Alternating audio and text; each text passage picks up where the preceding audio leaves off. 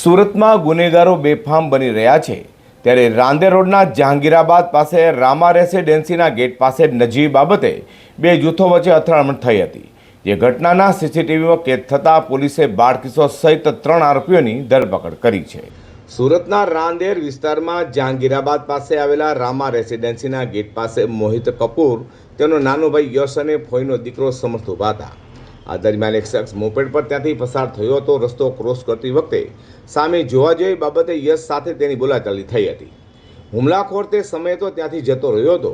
થોડી જ વારમાં તે પોતાના સાગરીતો સાથે મોપેડ પર પરત ફર્યો હતો અને જીવલેણ હુમલો કર્યો હતો। સમગ્ર ઘટના સ્થાનિક વિસ્તારના સીસીટીવીમાં કેદ થવા પામી હતી, જેમાં ગુનેગારોએ મચાવેલો આતંક એ રાહતદારીઓ સહિત સ્થાનિકોમાં ડર ઊભો થવા પામ્યો છે। તો બનાવને લઈને રાંદેર પોલીસે સ્થળે દોડી જઈ તપાસ હાથ ધરી હતી અને રાંદેર પોલીસને બાતમી મળી હતી કે હુમલામાં સામેલ 3 શખ્સ ઉગત કેનાલ રોડ પાસે ઊભા છે।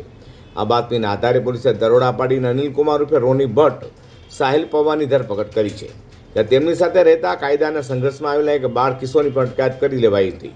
તો પોલીસે ધરપકડ કરેલા આરોપીની પૂછપરછ કરી, જેમાં અન્ય સાગરીતોના નામ પણ ખુલ્યા છે। હાલમાં કેસમાં ફેનિલ પટેલ, રાજ સિંધિયા અને નકુલ પટેલ વોન્ટેડ જાહેર કર્યા છે। ગત તારીખ 5/4/2026ના રોજ રાંદેર પોલીસ સ્ટેશન વિસ્તારમાં એક ઉગમ કેનાલ છે, ત્યાં રામા રેસિડેન્સી છે। એ વિસ્તારમાં 3-4 જે છોકરાઓ છે, યુવાનો ત્યાં ઊભા હતા અને સામેથી એક યુવાન ત્યાં એક્ટિવા લઈને ત્યાંથી પસાર થતો હતો। એ બાબતે સામે જોવાની નજીવી બાબતે એ યુવાન અને ત્યાં ઊભા રહેલા લોકો વચ્ચે ઝપાઝપી થઈ હતી, ટસલ થઈ હતી, જેના અનુસંધાને ત્યારબાદ બીજા 5-6 અજાણ્યા શખ્સોને એ જે યુવાન હતા એમને બોલાવી લીધા હતા અને એ લોકો વચ્ચે મારામારી પણ થઈ હતી અને તીક્ષ્ણ હથિયાર વચ્ચે તેમના ઉપર હુમલો પણ કરવામાં આવ્યો હતો।